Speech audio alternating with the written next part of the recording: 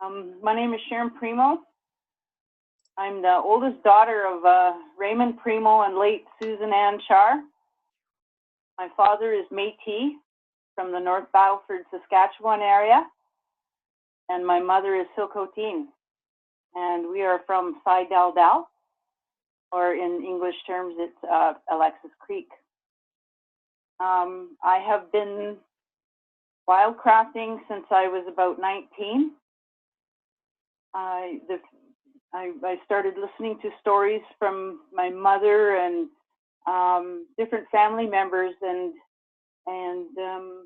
them telling me different things about what they used for somebody that was losing their voice and getting really sick. My mother talked about drinking a cup of juniper tea that was just like really strong. Yeah, one sip, and my grandma, she handed a cup back to my grandmother, and my grandmother, no, you drink that. But the very next morning, my mother woke up, and she wasn't hoarse, she wasn't feverish, and she was perfectly normal. And that started my journey into wanting to learn about foods and medicines that that our people used, and not just my nation, but other nations as well. Over the years, we formed a wildcrafting society where I was the president. For many years, I went all over BC, different places, and talked with people about their concerns and their issues, what they observed in their areas, what was happening, what would concern them, what was good. So I did this for many years, as well as different land use plans back in '82, and with that CORE, the Commission on the Resources and the Environment. I have always been worried about a few things in regards to our foods and medicine. And pesticide and herbicide spraying, logging, and mining. And these things, they consider only their own values. They don't consider other values on the land and in the water. All of these things eventually end up in the water. They affect our food chain. The animals eat in these areas that are sprayed. The chemicalized tree seedlings that they're planting out there. There's tree planters that are now suffering health issues from 15 years or more of tree planting. I have great concerns about just how worrying about where do we go for our food and medicines that hasn't been sprayed. Some of these areas I go and they're gone, and they're just cleared. Nothing. I've tried working with some of the logging industry to create a mutual and a beneficial relationship where the wildcrafters can go into these areas and harvest some of these things and clear out these things. We use alder, we use willow. These things are sprayed for the little tree seedlings. We use arnica flowers that are also in these areas. Some of these areas are also carpeted with our low bush blueberries and our high bush blueberries. So all these areas, like in order for them to hack and squirt all these willows and alders, all of these things are in and amongst these things that they're spraying. So it makes it difficult to, like when you see these areas that have been hacked and squirt, you don't go in there and harvest your berries or your arnica flower for your tinctures that I use. I make a medicinal oil from the arnica flower as well. And arnica is for bruising and for pain and any kind of inflammation. And it's a sunflower, related to the sunflower. Our water, I have all the spraying that they do in the ditches, where do our deer eat? You know, they eat in these ditches. Thinking about mining. You know, all reclamation, we're going to put it back just like it was. Well, it's never just like it was. Some of these areas there's that I used to pick berries in, I thinking about just the, you know, the water spillway of Mount Polly, how their toxic tailings, or their toxic cocktail, because it wasn't just the tailings, it was everything else that they were dumping in there as well. And that ended up down the Fraser River as well, all the way down, hit a few waterways. These are many things that our people all across BC are talking about, and worrying about to go for a healthy food source, medicine source outside of the city. And we can't depend on that because they don't mark these areas that are sprayed. Most people don't think twice about tree seedlings. You know, and the water runoff, and it all ends up in the ground, and the other plants and everything, you know, drink that. So there's an accumulative effect in the plants and in the people, in the animals. You know, the moose eating in these willow and alder and the cranberries, all these areas that have been hacked and squirt. I've seen pictures of moose with growth. You know, the decline in our moose population. You know, and I'm worried about our fish, the health of our fish. You know, we deal with pulp mills. You know, and now, you know, Mount Polly is allowed to dump, and it goes all the way down through the Quesnel, which eventually hits the Fraser. You know, like it hits, you know, and the Quesnel Lake. They're allowed to dump right in it. The solution to pollution is not dilution. You know, you still get an accumulation of this stuff, no matter what it is you're dealing with. We have huge amounts of our people all over the place with health issues, cancer, autoimmune issues.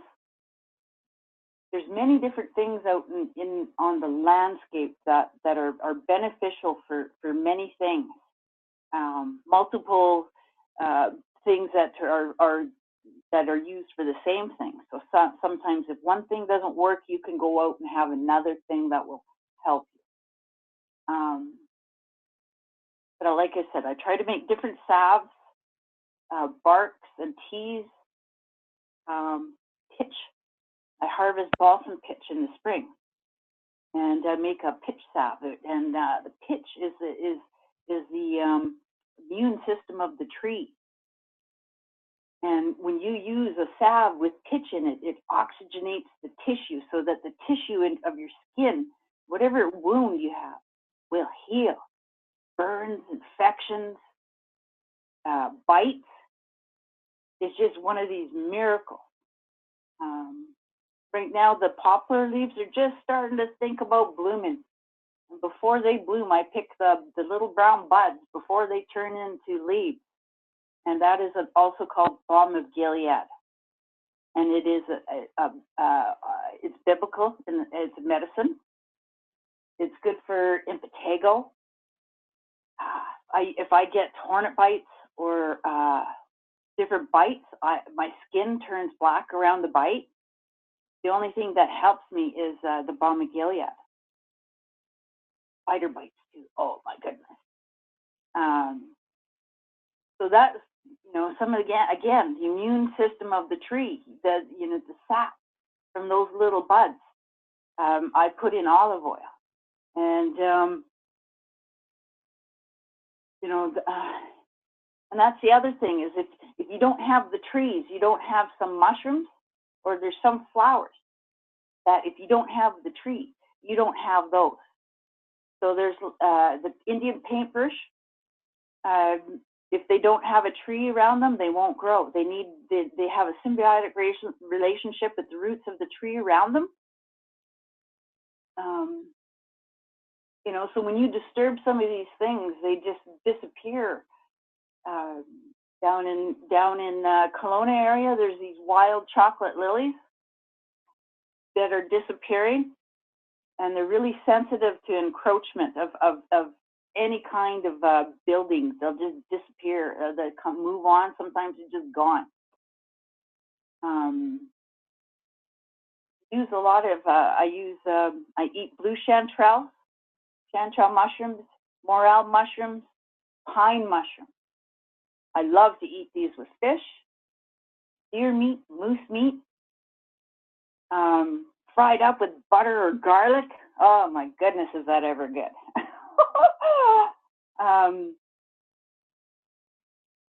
You know, so these are some of the really delicacies that we are pampered and spoiled with. I have a really good lifestyle, but it is work to go out there and roam the land and look for this stuff, you know, because you have to be out all the time. And for the most part, people don't see me much once the weather starts to warm up, because I'm out there harvesting. And pretty soon I'll be out there harvesting fiddleheads. Now that the waterways have started to thaw out, my land has fiddleheads, and they're like these little tiny green. They look like a fiddlehead, and they have little brown things on top that you rub off when you're going to cook them. And you have to steam them once and then steam them twice, and you know, you eat them. But they are so good and this time of year. You know, it's one of the first fresh greens. You know, so we are just lucky to be able to get some of these fresh things. And so you can see why I'd be worried about spraying of any sort, because we eat stuff out of the waterways that stuff eventually all leaches down into the water. Everything drinks from it.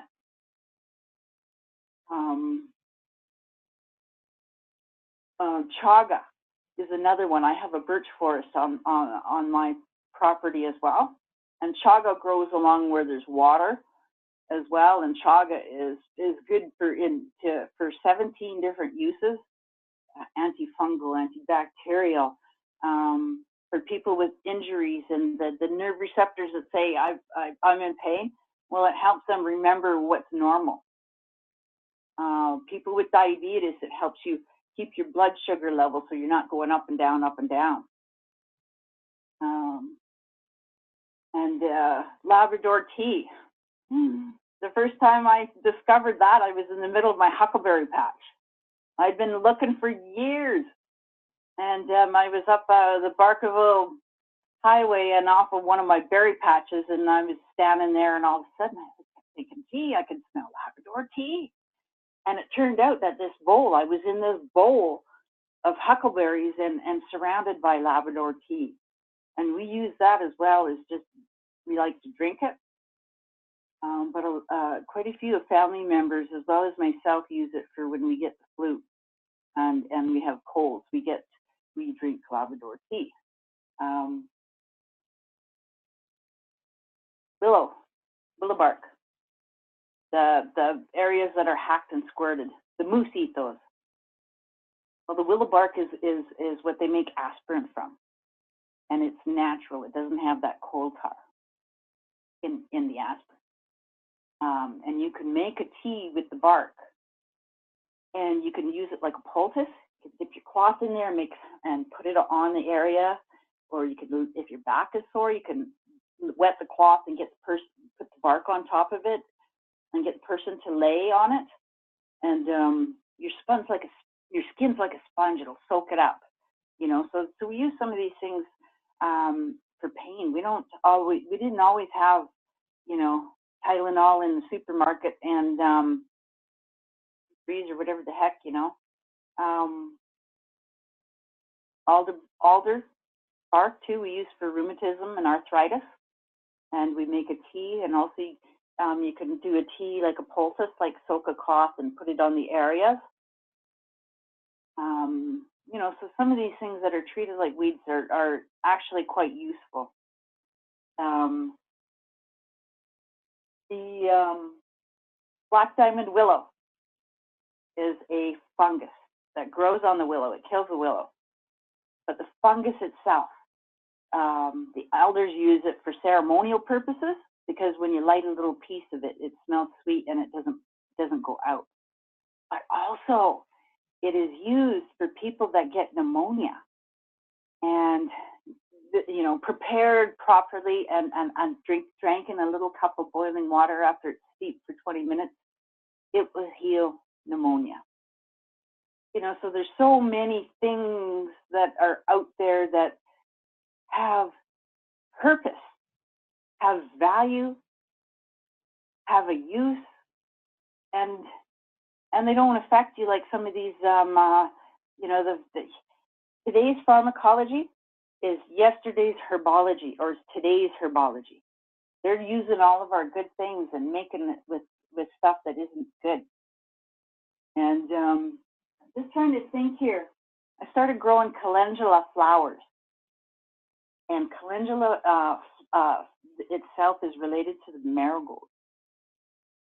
Calendula isn't indigenous to this area at all. And in fact, I got to figure out where it is from, because it is a miracle anti-inflammatory in tincture form, in oil form.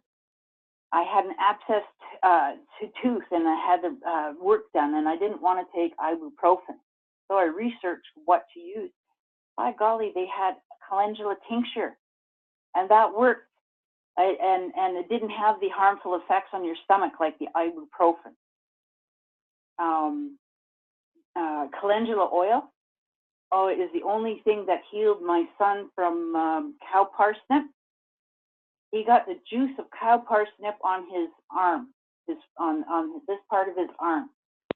And the sun and the oil of your skin, there's a chemical reaction, and it turns into a caustic acid. So my son had a caustic acid burn on this part of his arm.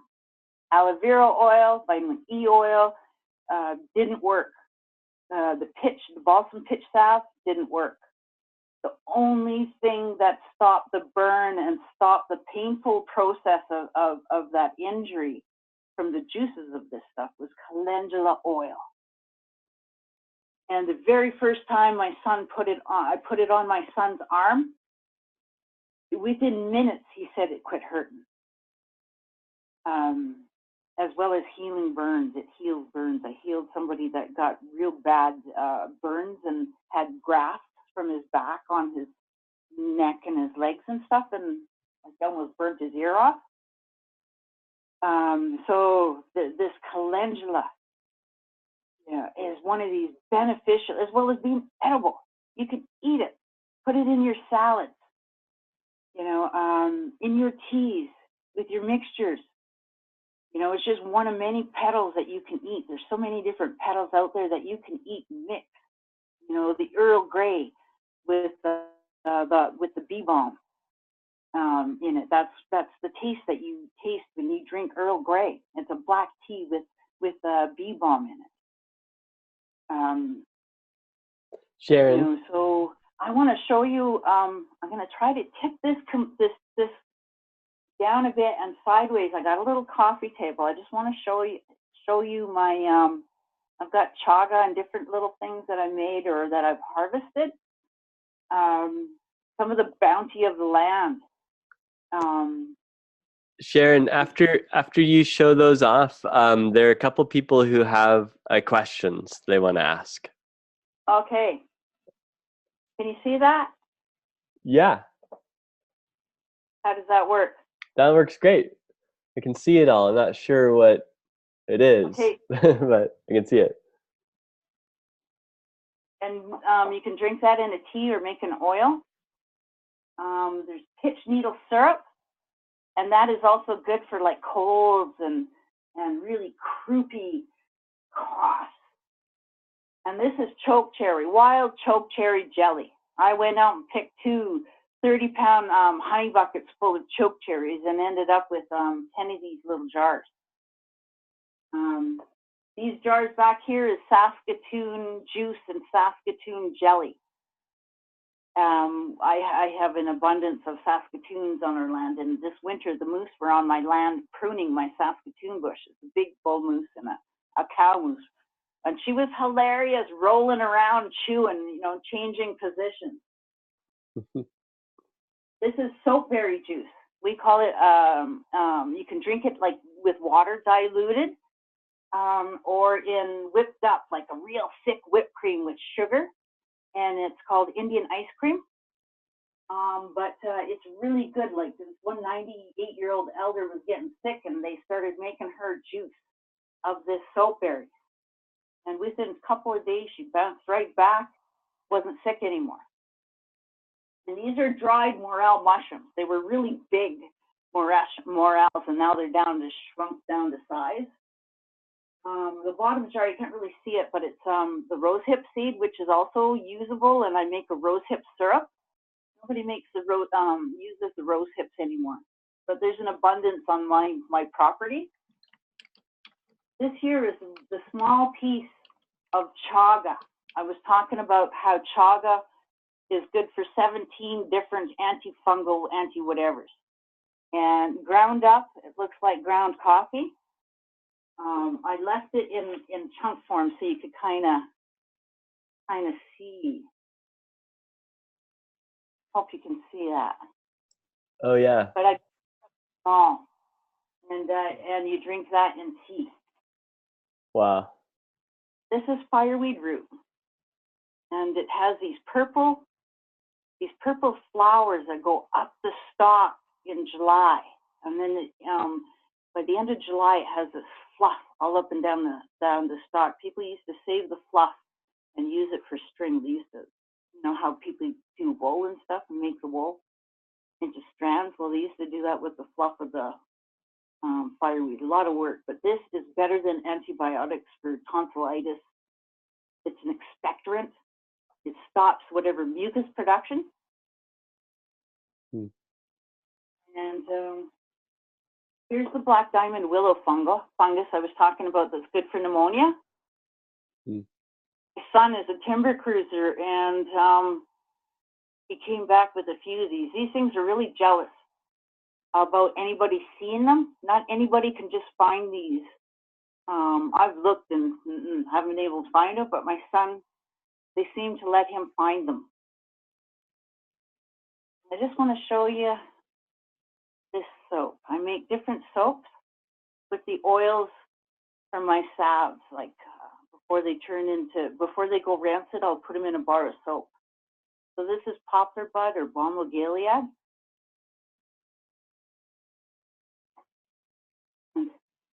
This here, I have arnica tincture, and that is yellow sunflowers that in the next month I'll be harvesting, and that's for bruising and pain. And I want to show you, this is a piece of balsam pitch, and this is one of the magical bits that come off of the tree, and it's the immune system of the tree.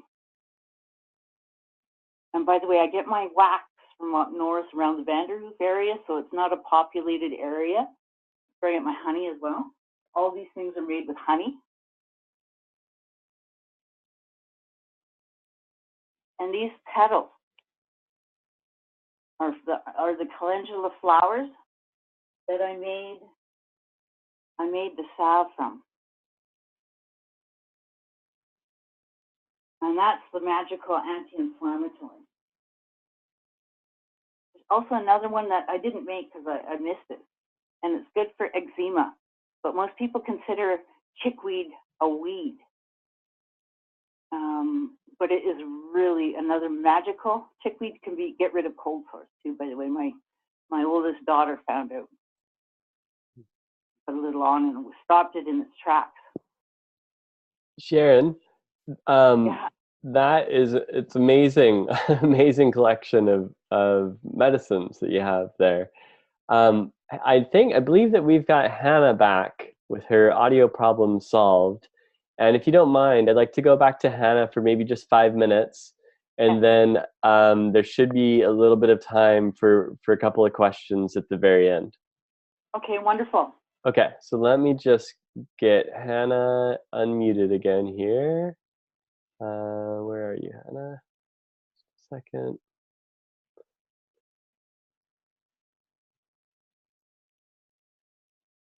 Can you hear? Yeah, we can hear you now, Hannah. So Oh, just wonderful. give me a second and I will pull up your slides here. Share. Thank you so much for that, Sharon. That was so wonderful to learn all of that and to be able to see some of the different medicines and foods that you've been harvesting. So I was really fortunate to actually have the chance to spend some time learning from Sharon directly on the land.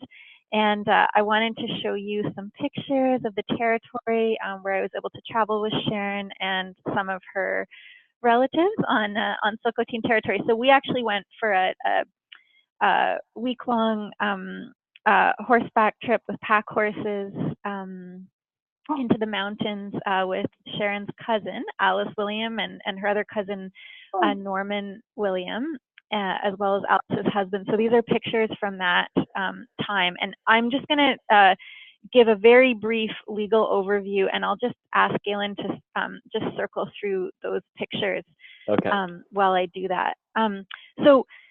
Actually, if you can go to the next slide, Galen, these are some of the Tsilhqot'in chiefs who were involved in bringing forth the title case that the Tsilhqot'in people brought to be able to protect some of their territory. And the claim was actually started as a result of a logging dispute. So the provincial government had issued a logging permit for a really important area of Sharon's people's territory. And that was in 1989. And so in 1992, construction began on a bridge at Henry's Crossing. And that bridge would have allowed the forest companies to transport large-scale equipment for clear-cut commercial logging on the territory. And the area was in the Brittany Triangle, which is a refuge for one of Canada's only two remaining populations of wild horses. And so some of the people from Tsilhqot'in, they called on the other communities in the Tsilhqot'in Nation, and they launched a roadblock to protect that area. And the roadblock stopped after a promise that was made by the provincial government at the time to undertake negotiations for a co-management plan of the forest areas. And that went on for several years.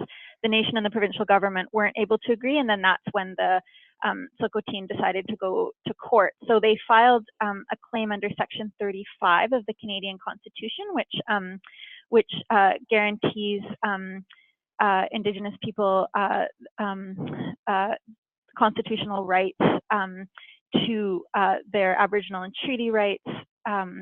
And so they filed both an Aboriginal rights claim and a title claim. So a title claim under Canadian law can be brought by any nation that has not signed a treaty, which is the case for the Tsilhqot'in. So they have been governing their own territory since time immemorial under their own laws and practices. And they also have Aboriginal rights under the Constitution. And so that would be essentially what Sharon was just describing, all of those practices around gathering, those would potentially fall under Aboriginal rights under Canadian law. So essentially what the Canadian law recognizes is the right to continue doing any practices that were integral to your culture at the time of contact with European settlers.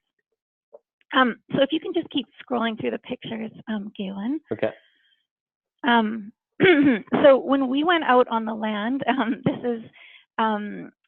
we were on horseback, and Sharon taught me a lot along the way. I think we were able to gather a Labrador Tea, which Sharon was talking about in her presentation. And one of the laws that were taught to me when I was was the law of respect to the plants and to the animals on the territory. So I remember that when we were gathering the Labrador Tea, Sharon, that both you and your cousin Alice, we spoke to those plants. We thanked them for what they were sharing with us, and so it was a relationship of respect that was being expressed to those plants on the territory. So that's a principle of Tsilhqot'in law. that is very important and that still has application on the territory. So when the title case was brought by Chief Roger William and other chiefs from the Tsilhqot'in Nation, that court case, which went on for about 20 years before it was finally won in 2014, what the Tsilhqot'in were asking for was for the Canadian government to recognize their ongoing jurisdiction and authority to govern and manage their own territory according to their own laws.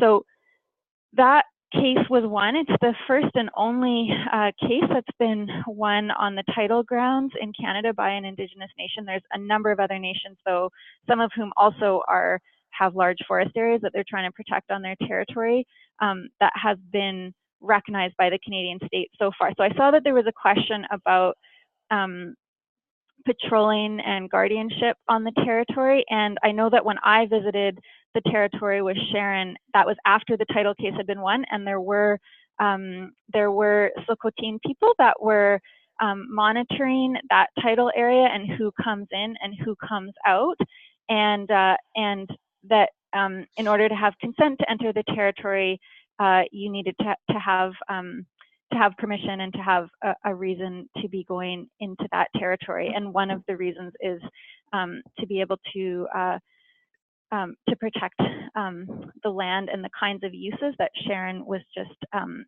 describing to you.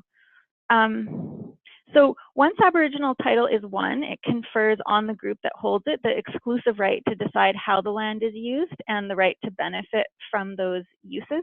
And that's subject to one condition, and that condition is that the uses have to be consistent with the collective nature of the interest and enjoyment of the land for future generations. So it's an interesting distinction that for Aboriginal title lands under Canadian law, the nation actually has to make sure that the rights of future generations to use the land in ways similar to what Sharon described are protected. And that's also a principle, as I understand it, of Tsilhqot'in law. But it's interesting that Canadian law doesn't have that same requirement for non-Indigenous communities to protect the land for future generations. So this is a picture of Sharon and her cousin Alice. And Sharon, what were we? I can't remember what we were looking at there. It was a fairy ring, and the mushrooms were all around in the on the perimeter of the circle. But my understanding, when I was always told that it's like where the fairies go, or magical people. Oh. You could see them, I guess, or that's where they'd be. I don't know. Okay. If you saw. Thanks, Sharon.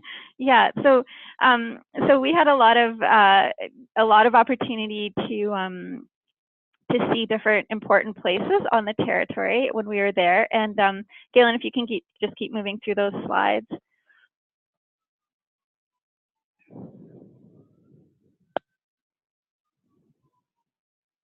Oh, it might just be my computer that's frozen here. Well, I guess I'll just conclude here by saying that, you know, a lot of nations in BC and in the rest of Canada are using Section 35 of the Canadian Constitution to be able to protect forests that are on their territories, to be able to continue some of the kinds of uses and relationships that Sharon was describing in her talk. So there's 3 buckets of rights. Those are Aboriginal rights and Aboriginal title, which are the 2 areas that the Tsilhqot'in use to protect the forests on a part of their territory. And then there's also treaty rights.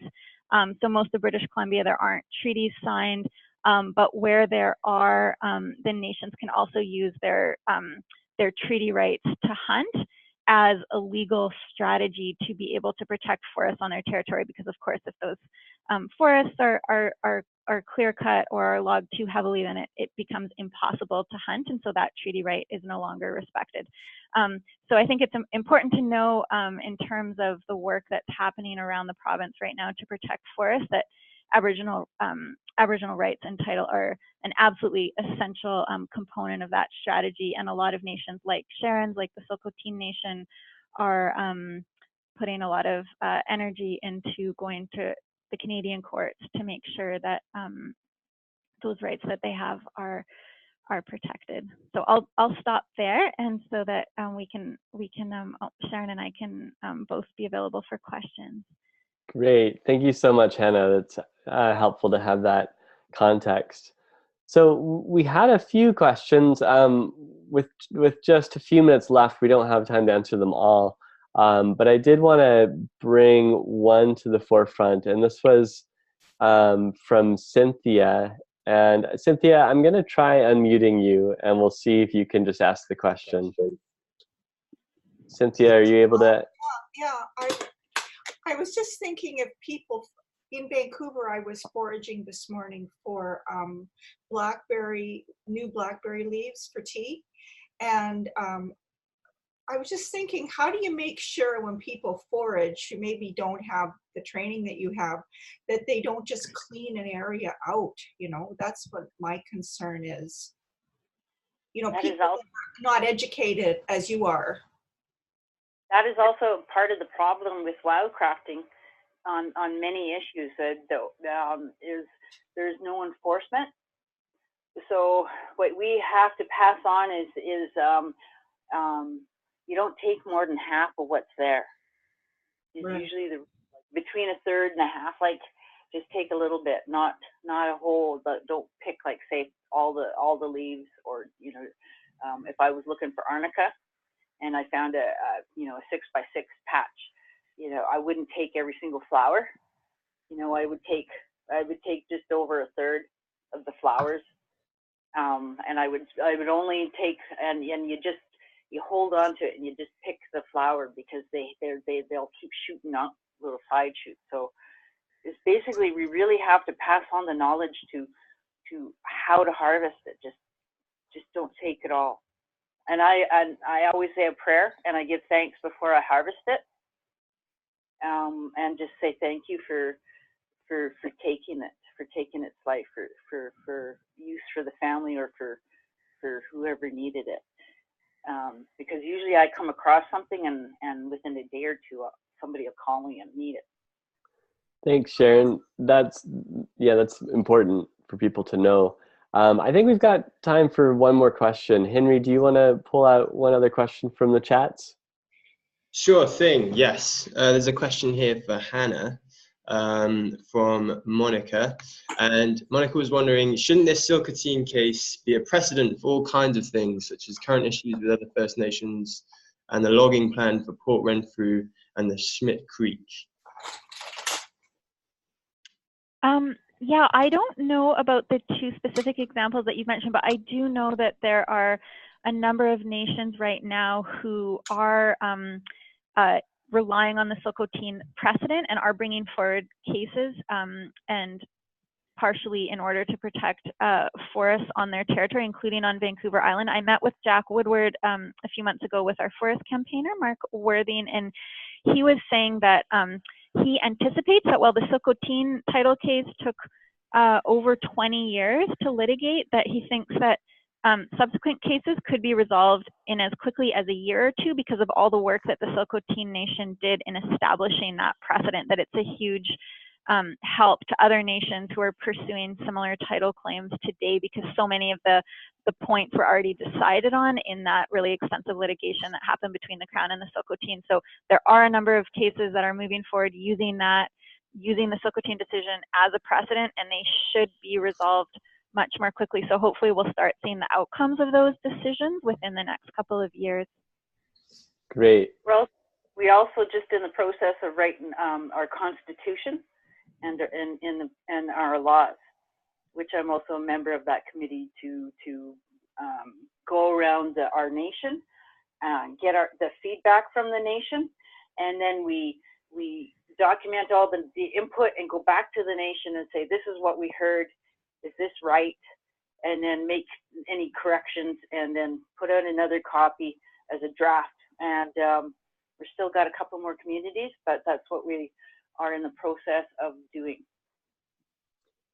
Great. And I'll just add quickly, for anyone who's listening who is interested in the revitalization work that's happening around Indigenous law, such as what Sharon's describing, the Indigenous Law Research Unit at the University of Victoria is doing a lot of work documenting that. So Sharon's talking about Tsilhqot'in law being applied on the territory and governing that territory. And there's a lot of nations that are also in the process of bringing back and asserting their own laws on their territories. So in relation to forest governance as well as other aspects of territorial management. So there's a lot of work that's happening and that Sharon and other people are leading in their communities. Awesome. Thanks, Hannah. So I'll send that link out to everyone in my next email. And Hannah and Sharon, if you have other links or resources that you want to share with everyone on this webinar, then please send them to me so that I can send them out to everyone. But I think we'll have to leave it there. Thank you so much, Sharon and Hannah. It's been a pleasure to hear from you, from both of you today, and really special to have you with us from the Tsilhqot'in, Sharon. We're grateful for you sharing your knowledge and your experience, and we'd love to hear, love to hear what you're up to later on in the seasons. So for now, I just want to remind everyone that for those of you on the Facebook group, the Sierra Club BC Volunteers Facebook group, we can keep the discussion going there, and feel free to ask more questions, and we'll try to get them answered there. I'll also, in the next email, I'll include a few other resources that we have. We have a really exciting webinar lined up for next week. We're going to be joined by Andy Mckinnon. Some of you will know Andy or know of him. Andy's a highly active, he's a renowned forest ecologist. He's the author of 6 guidebooks. If anyone has the Pojar Mckinnon books, he's the famous Mckinnon of Pojar Mckinnon. So he recently retired from about 30 years with the research branch of the BC Ministry of Forests, Lands and Natural Resources, FLNRO. And he'll talk to us next week about forest ecosystem dynamics and what's happening out in the forest right now. If you've enjoyed participating in this series, we really invite you to become a sustaining member by making a monthly donation to Sierra Club BC. If you donate $25 or more, you'll get a Sierra Club BC t-shirt. It's been really fun hosting another discussion today and webinar, so thanks everyone for taking part in it. Thanks again, Sharon and Hannah. Thank you, Henry, and other volunteers working behind the scenes. The only last thing I want to say is the action for this week. Last week, the action was to send an electronic letter to Forest Minister Doug Donaldson calling for a halt to old growth. So this week, the action is taking that a step further and actually writing a physical letter. So I encourage you to base it on that same electronic letter that I sent a link to, and I'll send it again. But you can add whatever you want to add. It's a letter from you. So I'll send the address for his ministry office. Physical, personal, handwritten letters mean a lot more. We hear that from MLAs all the time, that it means a lot more to get those in the mail. They don't get a lot of them. They get a very few. So if they start to, if they get 10 or 20 or 30 on one subject, they're going to start to think, hey, I think people really care about protecting our forests. So that's the action for this week. Really encourage you to do it. And when you write your letter, or when you're dropping it in the mailbox, take a photo and either send it to me or share it on the Facebook group so we can all encourage each other to do that. Thanks again to everybody, and we'll sign off now and see you next week. Have a fantastic day. Thank you, Sharon. Thank you, everyone.